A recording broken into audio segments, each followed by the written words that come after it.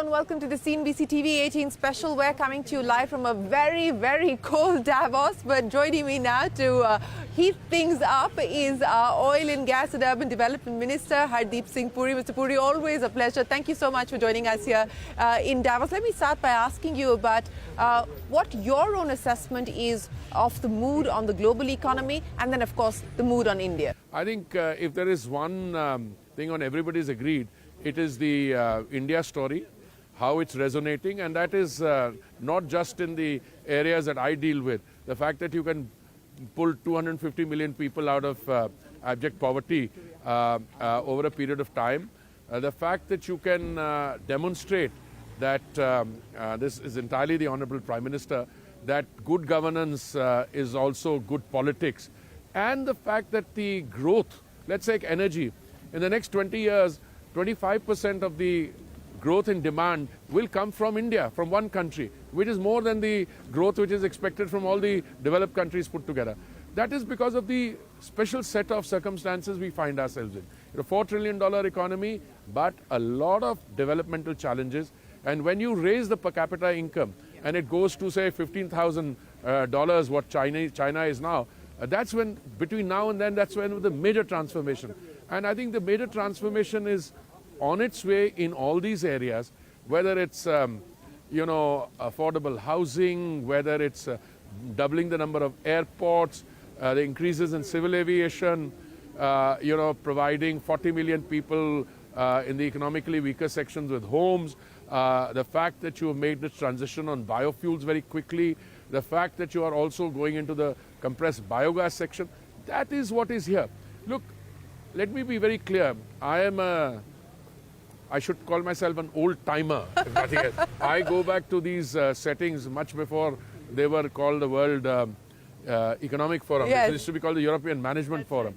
And I have seen over a period of time, this is not a place for altruism and philanthropy. People will come here and take the -14. There may be some, unlike you and me, who really like the -14. I mean, I like snow, I like beautiful snow peaks, the lake, etc. But it is freezing cold and it's going to get to -18 by the time we are through. I've dealt with -32 in Irkutsk, in Siberia. But people come here because they see an opportunity.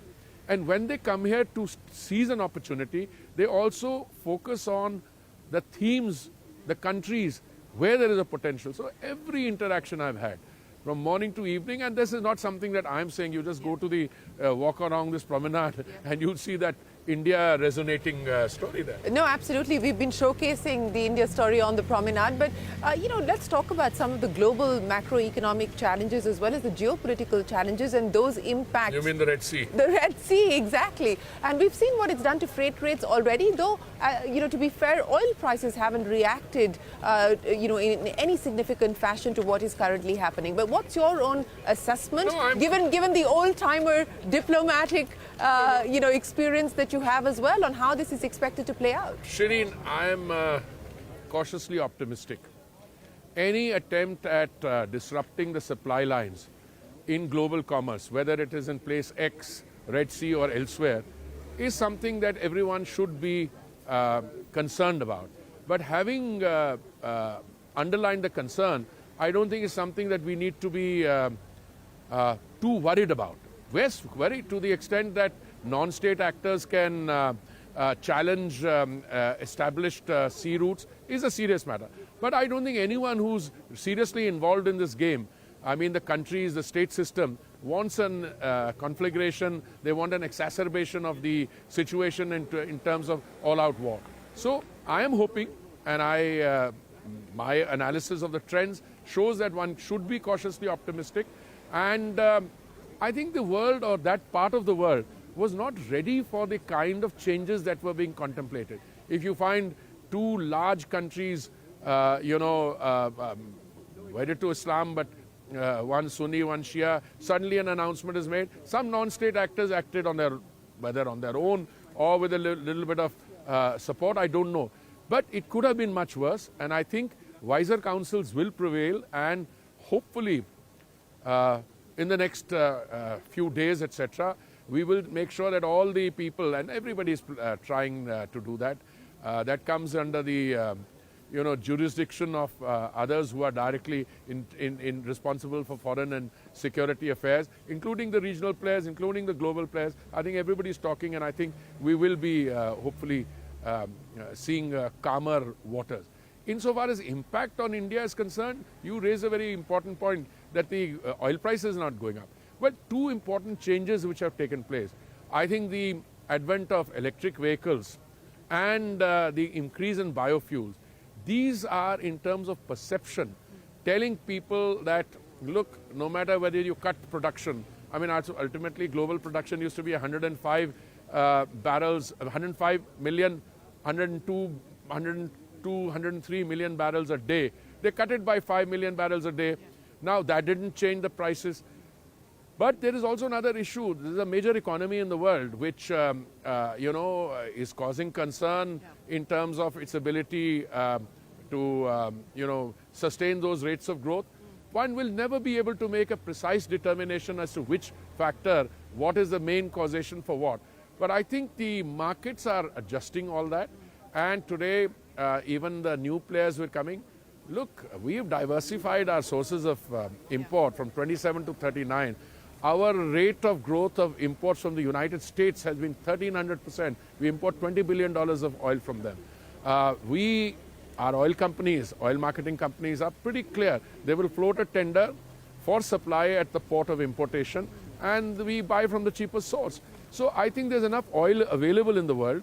It's only a question of managing this between the producers and the consumers and all the other stakeholders. Speaking about managing as well as speaking about talks, the Prime Minister had a conversation with President Putin just yesterday. And very, very positive feedback that is now available in the public domain. Yes, and so in the context of India importing large quantities of Russian crude, do you believe that arrangement is now sustainably in place? These import arrangements, as I said, we will float tenders and we'll buy from wherever it's available. Don't forget that up till about February of 2022, all that we imported from the Russian Federation was less than 0.2%. Then it went up, suddenly came down. Look, it keeps altering, but I think the important thing is that it's a valued relationship. That's a relationship which we responded to at that point of time in a very, very positive, pragmatic way. Today, the world is thanking us for buying Russian oil, because otherwise we would have been focusing on buying the oil from those countries, and oil price would have gone up to 250. So India, through its pragmatic policies, has actually helped calm the market, and I think we're getting credit for that. Well, speaking about the oil marketing companies, two issues that I want to discuss with you. One, of course, the possibility at this point in time, given the volatile environment that we're seeing, or not volatile, but uncertain environment that we're seeing, is the case for a cut at the pump level pushed back? Look, I'll tell you what.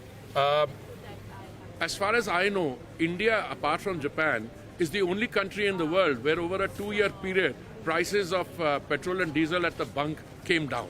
It's the only country. Now, if situation remains like this, and let's say the price is not 78 or 79, but it's closer to 72, and the kind of disruptions we were talking about earlier in terms of vulnerability of crude oil, I think that would be a legitimate question. But just now, I think the oil companies were able, as good corporate citizens, to keep their prices low, but they incurred heavy losses also. So, I mean, out of the 28,000 crores on gas, we compensated them for 22,000 crores. Yeah. And on the other one also, the equity payment, etc. So they have had under-recoveries. So, but I mean, if it price comes down to 72 or less than that, surely that would be a legitimate question. Is that the threshold? Is 72 the threshold? 70, I'm only talking because it's been wavering between 72 and 70. Yeah. My threshold should be 35. No, but realistically, if on a sustainable basis... Yeah, I know. There would be people who will say, and because, a lot of people, we cut our revenue, BJP states cut their VAT. But today we have to look at how this plays out, and then we can go forward. So you don't believe that a cut is imminent at this point? No, I don't speculate on the imminence or otherwise of a cut, and certainly not through the press, because that's not my call. But on OMCs, in terms of capex, there's still got under-recoveries on diesel. There are under-recoveries on diesel. You're right about that. As far as OMCs are concerned, and capex as well as fund infusion from one OMC to another, is there likely to be any recalibrating, any redrawing? They do that all the time. They do that all the time. And we would encourage them to You know, the oil companies put together, I think, produce 23% of the government's revenues. I mean, so that's a very big contribution.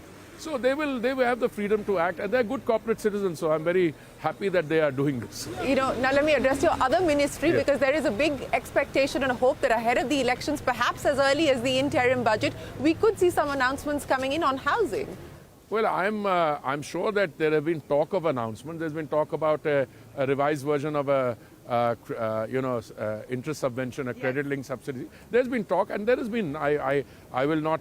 When it comes, it's not my call. Whether it comes But there is the or later. proposal finalized at your end? Well, no. I think a lot of discussion has gone into it. I think they're talking about different permutations, but it's not my job to speculate on that. Yeah. Not your job to speculate, but you've sent in a final proposal. No, it's not me. It's a constant interactive process. Yes, it's been talked about. Yeah. Okay. Let's then address what you think is going to play out in the next few months in terms of both priorities as well as the challenges that you believe we're going to have to cope with. No, look, in terms of priorities, you've got fairly well-defined schemes which came out post-June 2015. They're nearing maturation. But, you know, after 10 years, you're looking at another 5 years. So I think the party manifesto and other things, because you can be proud of what you've delivered in terms of good governance, being good politics, because you ought to look 5 years ahead. And though that work intellectual brainstorming is going on this now. On green hydrogen specifically, and I would imagine I'm that very optimistic you on would that. have had conversations about yes, that. With everybody, Yeah. green hydrogen comes up for a variety of reasons. Green hydrogen today, India is going to be one of the buzz areas, one of the centers of green hydrogen. Foreign investment is coming in, green ammonia production has started. But more than that, for green hydrogen, you need two things. You need to be able to produce good, clean solar energy at a low cost, which we've demonstrated, brought it down from 25 cents to 3 cents. But you need something more.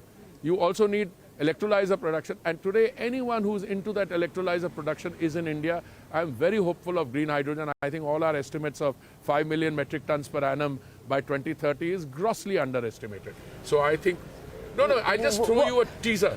So the price of green hydrogen today in India would be around $3. Now just imagine if you can bring it down a little more. Why would India want to be spending $120 billion on fossil fuel import? Just divert some of those resources to green hydrogen and you immediately get a boost to green hydrogen. Mm-hmm. So, as you look at the conversations that are taking place here, and especially as far as the outlook for 2024 is concerned. Very positive. For on India, but I'm talking about... For oil, very positive. I just met the International Energy Agency chairman. Yes, and I'm only echoing partly what he said. I don't like to pass on your exuberance to someone else or my exuberance to someone else, but that's the clinical analysis. Especially on the renewable side as well. Yes, absolutely. No, what I was trying to ask you is that 2023 turned out to be a year of resilience, or at least what was being feared as far as the global economy is concerned. The hard landing didn't take place.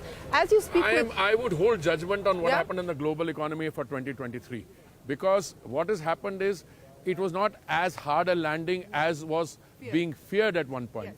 Equally, but we're not out of it. Half the world is still in recession. The other half is flirting with it. So, but the India story is very positive, and the India energy story is very positive. So, what's the one big message that you're leaving with investors here in Davos? No, I'm not leaving the message. The message is all around. I mean that the Modi ecosystem, I today started calling it the Modi ecosystem, because it's not only the policy decisions that you take, but you deliver good governance, you get good an equation between good governance and good politics, but you also hold out hope, and that is the main story. Well, I did promise that things would get heated when if talking to me can warm things up, I'm ready. Thank you so much. Thank you so much, Mr. Puri. Always a pleasure. Appreciate you joining us. That is Minister Hardeep Puri speaking to us here in Davos. I have to greet my friend, but just give me a minute. I want to warmly embrace you. You can do that embrace here on CNBC-TV18. You can do it on anywhere. He's somebody. I mean, I don't think... Rolling Stones concert on Copacabana Beach. Huh? That's right, I can't forget. You can't forget. And we took a bet on what they would open. Minister who knows about as ambassador to Brazil. How are you, Shireen? Good, Milind. You know each other, no? Of course we know each other. No. So we had a bet on what they would open with. Both of us thought they would open with Jumping Jack Flash, and we were both proved wrong. So wind me up. What a fascinating conversation. Hardeep Puri and Milind Deora talking music and rock concerts on CNBC.